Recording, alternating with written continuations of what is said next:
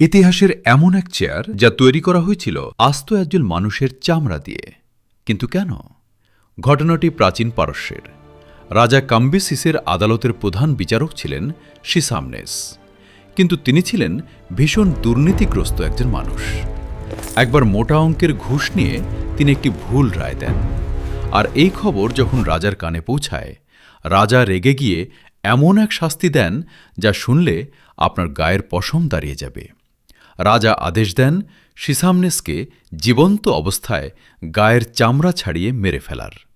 শুধু তাই নয়, সেই ছাড়ানো চামড়া দিয়ে বিচারকের বসার চেয়ারটি মুড়িয়ে দেওয়া হয়। তবে সবচেয়ে চমকে দেওয়ার মতো বিষয় ছিল রাজার পরের আদেশটি। সিসামনেসের নিজের ছেলেকে নতুন বিচারক বানিয়ে সেই বাবার চামড়ার তৈরি চেয়ারে বসানো হয়, যেন সে সারা জীবন মনে রাখে দুর্নীতির পরিণতি কী হতে পারে। ন্যায্য বিচারের জন্য এই শাস্তি কি ঠিক ছিল? আপনার মতামত কমেন্টে জানান। আর এমন রোমাঞ্চকর ইতিহাসের জন্য ফলো করুন।